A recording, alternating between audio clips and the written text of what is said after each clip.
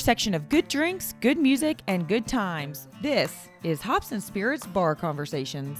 We keep rolling along here in the new year, and I've got a new setup behind me. There's no fancy picture. I'm not at the dining room table. I've got the home office set up. So, new year, new look, but same great conversations. And we got a fun one this time around as we welcome in Derek and Katelyn Dry. They're better known as the Dries, whose latest single, Ain't God Good, is out now. Guys, welcome in.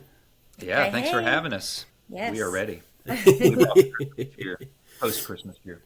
Well, I was going to say, I think you two like Christmas because you guys tend to go on a Christmas tour and kind of do some Christmas songs. So is that like your favorite time of the year? Can you tell? I'm honestly always like, I still feel like I have a hard time. Like right now, I'm still not out of Christmas spirit. Like I don't want it to No, end. I mean, this is how you know, at least in my house, probably right after Halloween. We're one of those families. I hate to admit it, but our top listener on Spotify is Frank Sinatra, just because of his Christmas album. As soon as it gets cold, I'm like, I need all the cozy music. Now, how long do you? All right, you put everything up right after Halloween. How long does it stay up then? Probably till like beginning of February, because we'll probably take down some of our like Christmas looking stuff like outside, but we'll leave up our tree and all that probably till the beginning of February. I like it. I mean, depending on what it is, it's still winter, right? Well, yeah, that's what I say. Honestly, we're not really there much of December to enjoy it, so it's kind of part of it. I was going to say, you definitely want to enjoy the coziness of home, and, I love that. And, you guys showed the Christmas glasses to start. I always start off truthfully every conversation this way. This is Bar Conversations. What you drinking tonight? What's your go-to drink? Yep. I would say I'm just going to talk about bourbon right now. Hope that's all right. My first palate cleanser is this one right here. Usually a bottle of Blanton's or some type of Buffalo Trace product. I like Sazerac, whatever. After that, I usually bourbon. get something a little higher proof. This is the barrel strength Penelope right here. I like it. I could mention 20 more if you'd like, but I would say I'm going to let her talk. My go-to drink is an old-fashioned, and I like them smoked. Oh, I like it. We have a smoker that my brother-in-law got. I was like, is it my brother-in-law? It is. And got him for Christmas last year. So yeah, it's fun. It like encases the whole glass, and you kind of just infuse the. And then get to be real cool and pull the top off, and yeah, exactly. Yep. I like it. So I'm guessing. Derek, then do you have a bit of a collection? And Katelyn, how much do you love that collection? I mean, honestly, she benefits directly. He does. He loves like sipping them and tasting them. And him and my cousin have done the 25 days of bourbon.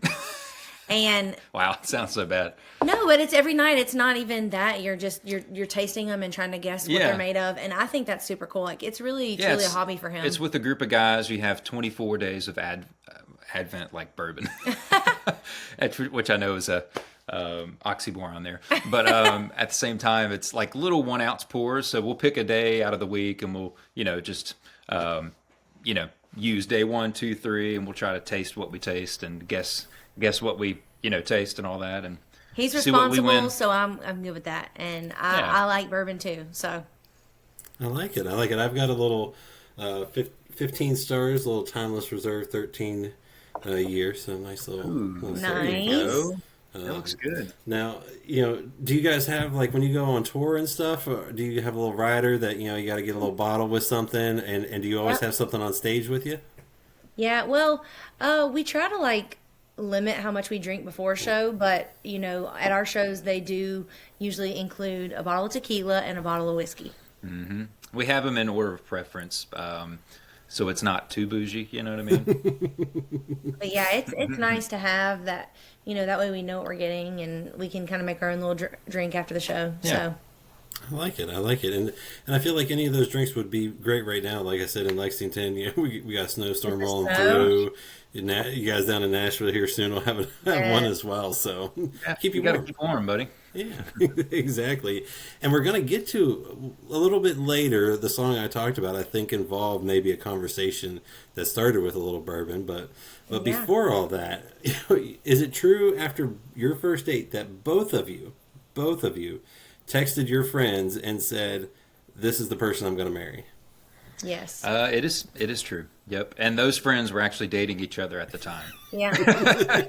Makes it all the love. But it is. It All the really. love there. It was kind of wild because I left and I texted her, and because it was like a blind date, and I was very unsure about it at first. But when we left, I literally texted her and said, "I cannot believe that you knew, but I think I'm going to marry this guy." And he texted the same thing. So they later shared that, and then she shared that when she was one of my maids of honor, and she shared that at our wedding. It was pretty cool. She shared the story of how it happened, and She had a PowerPoint presentation. For It was some so reason. cute. It was little stick figures. It was awesome. Well, clearly it was a heck of a first date. Now, what I also enjoyed too is you guys really didn't talk a lot about music though early in your relationship, right? Yeah, I mean, I would say the first. It's kind of weird because when when Joey told me about him, she would always talk about like his music and the way he played guitar and and she would say, I feel like y'all would do music together one day, and so that was a thought. But when we started dating each other for the first 3 months, we really didn't even talk about it at all. And it was not until one night I said, "Why don't you bring your guitar over?" Of course, my whole family's musical, and so I was like, "Bring it over, and maybe you just play something, and I'll see if I can harmonize with you." And I think he was a little hesitant and like maybe shy about Well, that because it was an like audition. with my parents. It's an audition at that point, so better impress.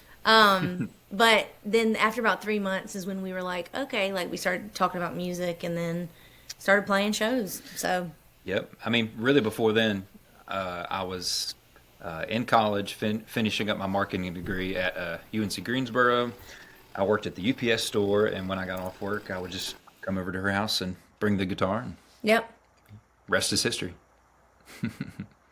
Well, and I'm guessing too, you talked about it. At least Katelyn, you grew up in a musical family. Derek, did you grow up in a musical family? And what was happening during those times? I did. Most of their musical endeavors were not at the present time. Meaning, my dad played trumpet in high school, and grandma, my mama, she always plays piano, and she still Organ. does from time to time. She has a little organ and a collection of organs, actually. All his brothers, he has 4 brothers, and they Yep. are all pretty musical. Very great drummers. Except maybe one of your brothers, but all Yeah, of my them, brother Raymond, he's an excellent reader and studying of the English language. So But they're all very musical, all his brothers, so it definitely runs in their family. Well, now you also clearly grew up with a love of music. If it was around you. So, what music did you guys grow up on? Ooh, I grew up on Pearl Jam, Stone Temple Pilots, Stevie Ray Vaughan, Dave Matthews. Steve Vai. Yeah, Steve Vai, guitarist reference. And a little Tim McGraw. You did? You like Tim McGraw? Yeah, I cried the first time I heard, a couple of his tunes. Literally, Especially mine, Don't Take the Girl, mine was definitely, Tim McGraw was like my big crush forever. I actually had a boyfriend once for Valentine's Day get me the greatest hits Tim McGraw DVD. Nice. Man, that one should have stuck. but Leanne Rhymes, back then it was the Dixie Chicks. I know they're the Chicks now. Shania Twain, Faith Hill, Martina, all those women that are amazing, like the 90s country. I grew up listening to that. So, and I always wanted to do that. I was like, that's what I want to do, what they do. Oh, I loved it. Yeah. Guitar was my first voice, so all of the blues references I mentioned earlier are, crossed right over into country, and I fell in love with country pretty shortly after, and then met her, and even more so. Now, were you playing bands and stuff growing up then, and things like that? And were they country? Were they rock? Because I feel like everyone had to do a rock band at some point. There you go. Yeah, you guessed it. Mine was a rock band with my my first band here in North Carolina. What Yeah, about you? he was playing in bars in high school.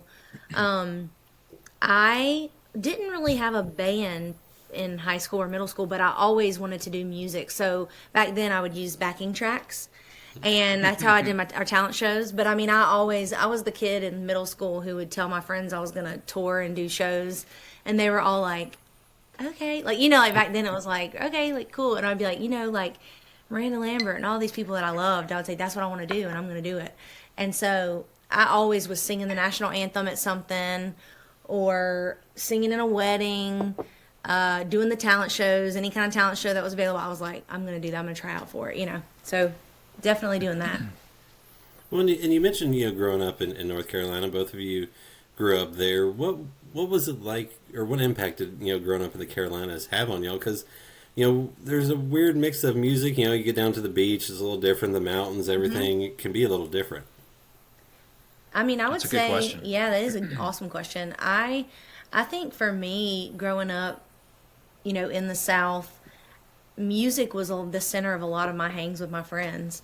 I mean, every Friday night we'd go to football games, and then we'd go to one of the guys' house for a bonfire, and it was a lot of like country music for me.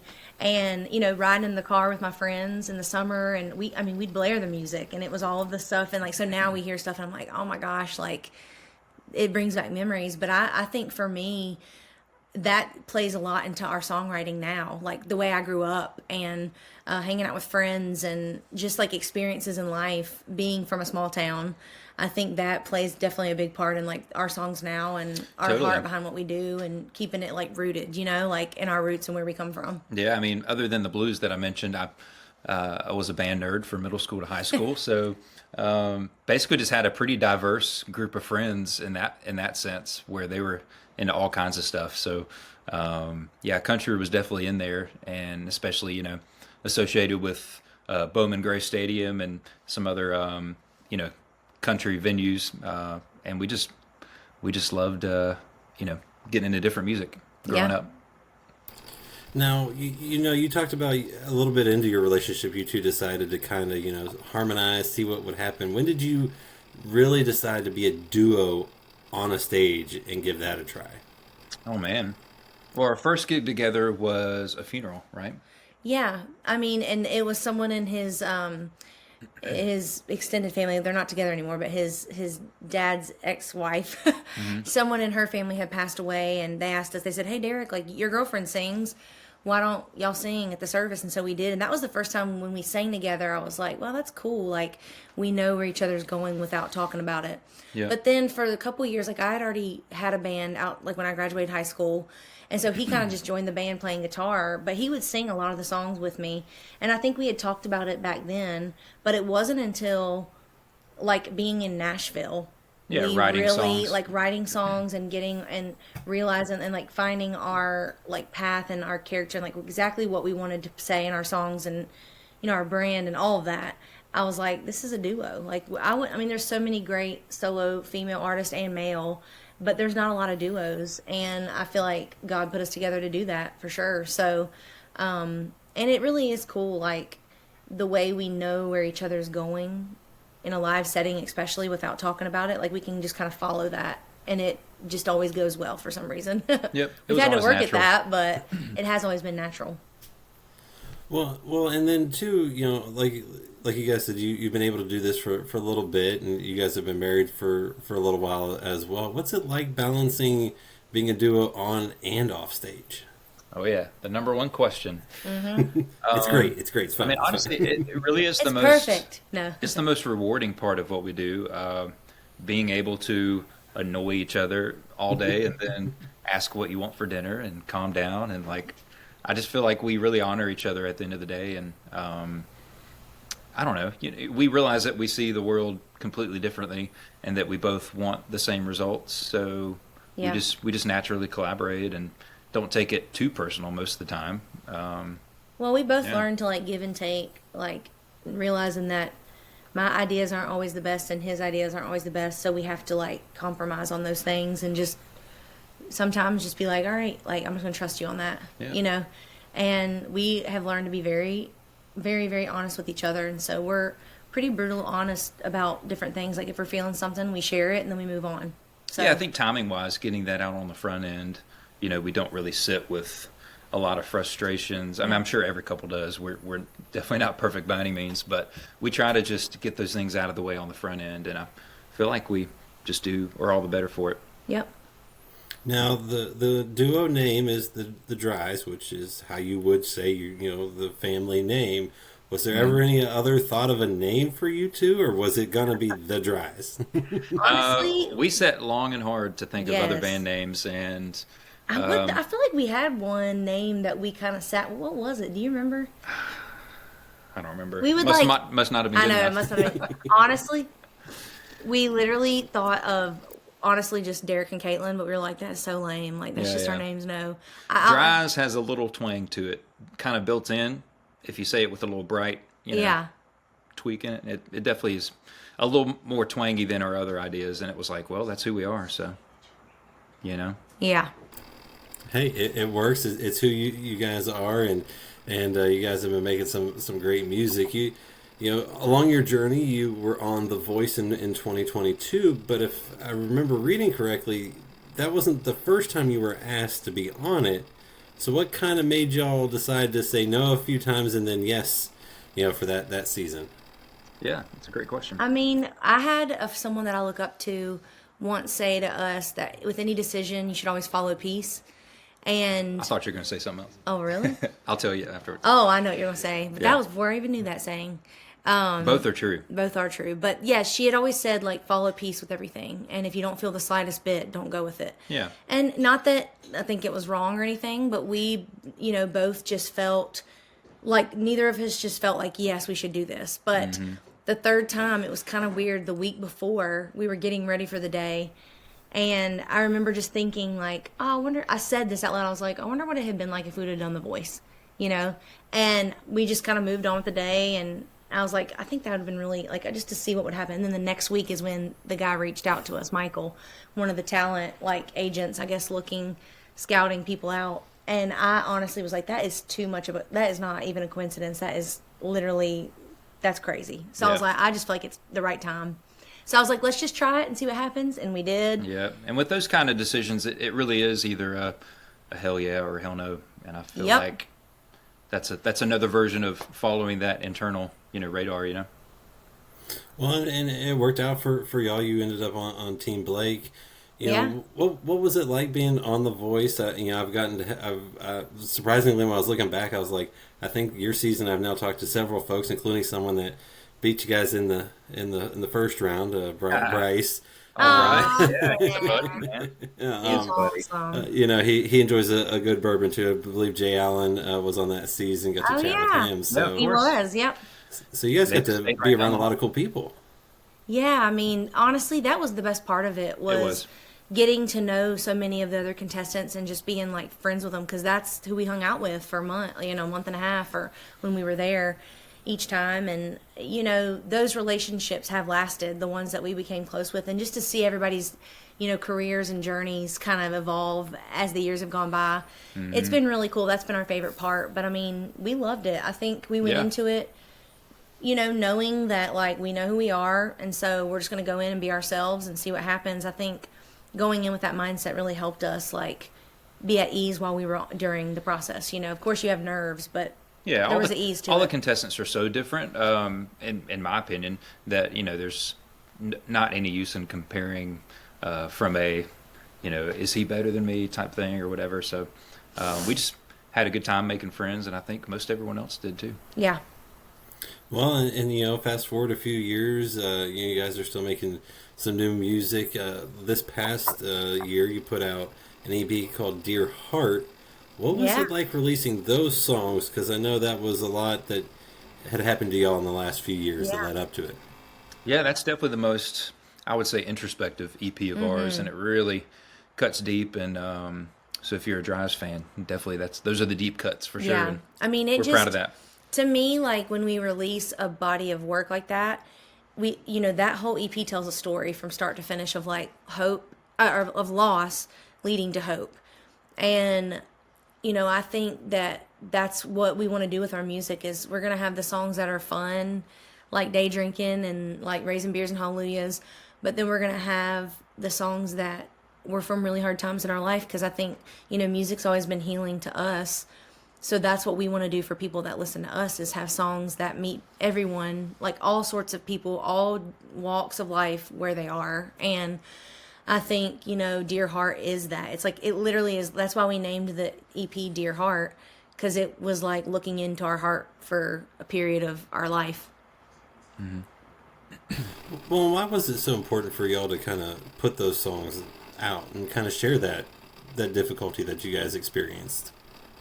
Well, I think, going through hard things, like anybody that goes through something hard in life, when you kind of come out the other side and you've done the work to like sit in the pain a little bit Yeah. to heal, then I feel like that almost gives you power over darkness a little bit.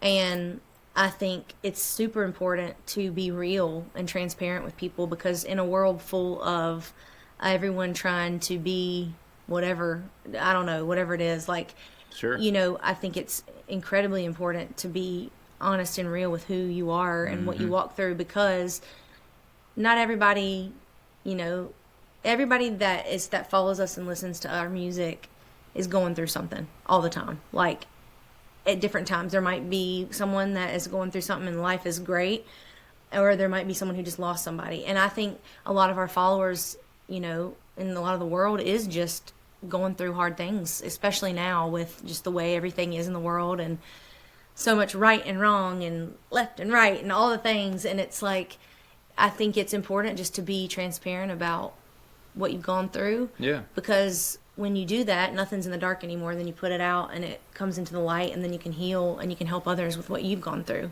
Yeah, I Hopefully mean, especially in country music, you can put it in plain language.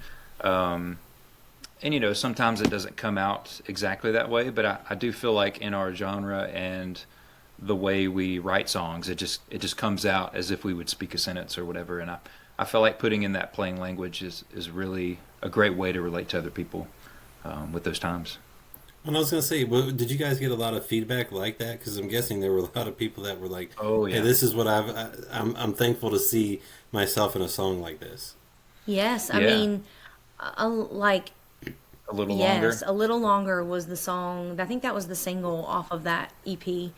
And we still, I mean, people, because the whole song was about grief and like loss. I mean, we wrote it at like, I was honestly so sad when we wrote that song. Yeah, And that grief is also a measure of your love for that person. It's actually completely natural, and it's not a bad thing by any means. So Yeah. we didn't want to make it a bad word. It's just like, sit in your feelings, sit in the dark. We'll get past this, but like, I'm not going to just flip on the light right now and say we need to do this. like, let's get and- better. Yeah. You know what I mean? So, I think the biggest thing we heard is with that whole EP was like, gosh, it's so cool to hear someone else say that, like, just sit with me. Like, I don't need anybody to tell me how to fix it or get better. I just want people to sit with me and listen. And yeah. I knew I felt that, but it was really cool putting out a song and then others relating to it so much. Yeah. It's awesome. Well, and truthfully, it kind of tells the story, and it goes from a little bit of a tough time to some good times too. So Yeah. I'm guessing that also gave people like, hey, you might be bad, but at the end of it, hopefully there's some good things too. Yeah. Yeah, the EP Sun's gonna rise type of thing. Yeah, the EP ended on the song I Believe, and that Yeah. is honestly one of my favorite songs we've ever written. I could honestly, this is like so not even in our genre, but I could see it in Disney. Like, it could be such a just like moment of like hope for somebody, whether it's a relationship or your beliefs or whatever. Like, that song is just about believing that everything's going to be okay, and you can actually see the light again, the light of day again. Yeah. Well, and you put that EP out in May. A few months later, you kind of went completely different. I know. Take a left turn here. Yeah. with Day Drinking. Why did you kind of want to follow up maybe kind of a heavier album with something a little more fun and maybe lighthearted for the summer months? Yeah, I think, again, putting out that album or just writing it, not even putting it out, but having both, really, it's like we graduated, some form of therapy. So it's like, Yeah. okay, we're ready to Yeah, lean we need into this something fun side. And, again. and that's also the affliction of the artist to, go this way and hopefully end up, this is our brand. Well, what's crazy though is that we wrote a lot of those. We wrote Beauty Queen, I Believe, Dear Heart, and then another one, the same writer's North retreat Carolina. as Day Drinking. So but yeah, we were crying one day writing, and then the next day laughing, and but that is the heart. I mean, I think that's what you go through in life, and you can feel both. You can feel yeah. the That's a hard great way to put times, it. and then you can also have fun. Like, Yeah, that is the human experience to it sounds dark, but even at a funeral when you're remembering a loved one, I mean, you're still going to laugh about times you've had Yeah. with them, and there is a brightness associated with that. So yeah, and I mean, we put out that clip of us on the porch because we knew summer was coming up. Well, it was summer. It was like June, middle of June, or the beginning of June. Oh yeah, mosquitoes all around. We literally decided to just put up a clip of day drinking on the porch, and then we saw the response from people, and we were like, we got to release this. So it just that one kind of worked out on its own and has done its own thing, which has been really cool. Mm-hmm. Well, and you followed it up with maybe another turn back. Ain't God Good, which you put out toward the end of 2024, which I believe it started maybe, or at least had a little lubricated conversation thanks to something like this. So how did that song come to be, Ain't God Good? Yeah, I think you're referring to when we wrote it. Mm-hmm. Yep. Yeah, it was probably, honestly, 1 or 2 in the morning. I was drinking just a little glass with a buddy at that time, Michael Farron, who we wrote most of these songs with. Yep. Honestly, he's amazing. Every time we get together, it's just, sparks fly in a sense. We literally talk about life, and songs just happen. Literally, it's just constant. And then we just write them down and keep talking, and another song. It literally is how it works. It's those phrases you say in everyday life, and you put a little twist on them, and you're like, oh wow, you just keep talking and you keep writing, and I make it sound like it's easy peasy, and I guess it is. If you're like, in a collection where we all are thinking the same, and they just come out. Sometimes it's 30 minutes later, sometimes it's maybe a year later when you finish the song. But with that one in particular, it was, for whatever reason, when we were winding down at night, and had a cigar as well, and we were just you talking were outside, about me and his wife, just talking about life. We invited his wife to come with us, and we were just on the porch talking about the good things and the bad things you go through, and that song just came out, and we all were just like in it. And it was really him and Michael that wrote it, and we just sat there and took it in, and I was just like, this is such a cool moment, and I knew that night the song was special. Yep. Well, and it got released to the world, and you guys were able to put out a good bit of music in 2024, and I'm going to ask about 2025 here in a second. But like you're talking about those moments when things just kind of work. You're writing and talking about things. What is that process though like for y'all? Because it's a lot easier when it's one person and maybe a group, but there's 2 of you. So how does that? Are you writing together all the time? Occasionally separate with people? How does that work?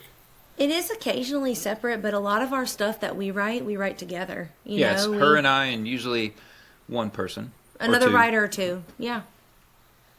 It's kind of separated into roles too, and there's a bit of a chameleon aspect of it. But if I were to just put my finger on it, like I am kind of a concept guy. I'll throw out lines every now and then, but I stick to key song titles or just general ideas. And then I'll carry the producer part while it's called top lining. They're actually writing lines on top of the ideas that I give them. So I would say I'm the producer role. She's the top liner. And there's melodies, going back and forth. But that's kind of how the roles work. It's neat. Yep. Well, and then, when you're picking songs to put on an EP or, an album, is it, both got to agree? Is there a little, hey, I'll let that one go if you let this one go, or is it you always pretty much, in lock and step? You would think so. I mean, especially when I think about some of my favorite bands and like hearing about arguments in the studio, and we've never had any of that. Honestly, we both usually feel it the day we write something. We'll be like, oh, we need to release that. We could just, it's like a feeling we get. I don't know if you've thought about this, but we usually feel the moments on stage together, which is an obvious statement. But at the same time, when we're selecting songs, it's like, oh, this one actually either garnered a response between us or in the crowd, and if it's both, then or we'll try it on social media, a sure thing. And see what people do in the comments. And Ain't God Good was one of those that the first time we did it live, it was like an eruption. Literally, people were clapping and lifting their beers up in their hands, it was seriously very magical. And I was like, well, that was crazy. And then we put a few clips up, and people started sharing their stories, my so and so, I just lost my father, or my mom's going through cancer, or whatever, and this song speaks to me. And so it's those kind of things that we kind of pay attention to and try to follow it, and go with the flow of what people feel and what we're feeling. Yeah, shows and social media, and really that. As far as 2025 goes, we have a release plan, but it's pretty flexible with interaction on social. So I would encourage anyone that hears this to just comment on which ones you like, honestly, and chances are. That's Yeah, what we're gonna usually put when out. we post something on our socials, that's a pretty good way of thinking, like, okay, they're thinking about releasing this song. Mm-hmm. So usually, because we have a lot of songs we're sitting on that we've written, but it's usually something that we post. We're like wanting to get feedback from people to see what we should do. Yeah. Well, and you talk about being able to go on the road too and get kind of that instant feedback from a crowd, whether they're your fans or not. What's it like for y'all to be on the road, share those songs, kind of experience all that? I know you guys did the Christmas tour, which is something that y'all love. What's it just like being out there? That's honestly my favorite part. It's our favorite part. I would Not just say being the on same stage, thing. but specifically meeting people before. We have some VIP moments during our Christmas shows and some other shows Yeah. too, especially hometown shows in North Carolina. And we'll just meet new people, and Yep. they'll tell us that they drove from this place because they saw the day drinking video sitting on their couch, and Or they'll, it's just easy to get to know people. Yeah, you they'll know? tell us their stories like in person, and that is like honestly what keeps us going, because this industry is hard and you have ups and downs and days where you're like, is anything I'm doing working or going, is this, or what we doing, are we making a difference at all? And you have moments like that, and then it reminds us again, like, yep, that's why we're doing what we do, is for these people. Like, Yeah. this is why we're doing it, is for them. Like, it's, Yeah. I have artists that I love that I listen to, and their songs have been, very pivotal parts of my life, and then to hear that one of our songs would be so strong for someone during their journey is like huge, like a big honor. Mm-hmm. So we love it. It's super fun, and one of my favorite things too is like being on stage in a different city or state that we don't know anybody, and just to look out and like feel the different things from people. Like, you can just feel things like in the room, like you can see what people walk in with almost, and even, it's kind of fun to like interact with that. even by this, if say we can't talk, say that we sing the song "Day Drinking." Well, that was hard to say. Say we sing the same song. There you go. With a new crowd, if they kind of get it by the second chorus, and Mm-hmm. you can see them mouthing it, because it's really an involuntary response by that point. Like, they don't know they're doing it, but you can see it. Yeah. It's a great litmus test for sure. It's fun. It's a fun game to play. Well, and I was going to say, hearing y'all talk about just being able to kind of meet people and stuff like that, how special is it for those folks to either, one, want to share something that your songs, did for them, or two, they just love your music and maybe want to bring you a bottle of bourbon? Yeah. Yeah, you've seen my social media posts. We racked up at our Christmas shows. I was like, dang. I did. I wish I had it just right behind me, but gosh, I got like 5 or 6 So really good sweet. bottles, and Like, wasn't so expecting thoughtful. it at all. So I it's know. fun. I think you should just put out a song called "Day Drinking," and then you'll get free bourbon bottles. That's right. I did get a really good bottle of wine. It was like amazing. It was so good. Well, I love that. And, at the beginning of everything, I always ask, what's your go-to drink? And we found out, you might have a couple that you enjoy depending on the night and the occasion. I love putting this one out there because every artist is different. What's your favorite song to perform live these days? I mean, for me, it's always been "House on Fire." I feel like that's our anthem. The key line is "Kiss me like you did when we didn't have shit." So when we're honestly going through something, or even if we have a little disagreement or whatever, and we go on stage and sing that song, it's just like A reminder. an immediate connection, eye to eye, and it just kind of is the just the medication Yeah, there's over, just something over with whatever it. you're going through. Even like our band, like they're always like, "House on Fire." That's my favorite. Like, they all say the same thing, and I would say that is probably one of my favorites. And then a fun one too that we do is Dollywood. That one just always hits with people. And then we go into 9 to 5 by Dolly, and then we do a little Islands in the Stream, which is what we did on The Voice. Yeah, and we're actually going to expand that one. We haven't talked about that. The medley in general. Yeah, we and, are. We can't really share the news yet, but she's involved in something some related fun to things coming up. related to that person. Yeah. I like it. A good tease. But I was going to say, I mean, I think that's one of my favorite responses when it comes to these songs is one where it's either just the song you love because it takes you back to a certain memory when you wrote it or who it's about, Yeah. but two, the other songs that you get to play with, you know what I mean? Like, you get to do something totally different live and just have a lot of fun with something. Yep. Yeah, I agree. So it's a fun. blast. And then, obviously, you talked about it. There could be some more music coming. You got to stay tuned to the socials. You got to let them know. So, what can you tell everyone without getting yourselves in trouble that 2025 will be bringing? I think it's going to be surprises and some really cool surprises, and we'll be definitely traveling to some different states to play and that we've never been to before. And I mean, definitely new music. I would say, like, we've already said what we post on our socials. That's a pretty clear, vision of some stuff that we're thinking about releasing. And yeah, I mean, we're always looking to play more shows and expand that. So we're definitely excited about this year, and we feel like I don't know, it just feels like a new year. Like, it is a new year, but it feels like a new vision, like a fresh vision. I like it. I like it. So new music, more shows, and probably a lot more fun fun surprises. Right? Yeah, sorry to keep it so vague. It's I have to, but it's literally just something we can't talk about yet. Yeah. But see, I don't want to get you in trouble. That's why. Although I do sometimes enjoy what we have with us to drink that can get some people. We'll keep it rolling. We'll see what happens. Oh, well, Derek, Katelyn, has been a blast. I can't wait to see what you guys do next, because you guys have put out some amazing songs that I love as well, from the Beers and Hallelujah, but Sawdust and things like that. Thank you. Are amazing songs, fun songs, and you guys offer a lot for people to listen to. And if you haven't, check them out. Thank you so much. And, That means the world. Yeah, Thank you. cheers, y'all. Yeah. Cheers. Cheers, brother. Woo. Great to meet you. Find more from Hops and Spirits at hopspirits.com. Thanks, everybody. Bye.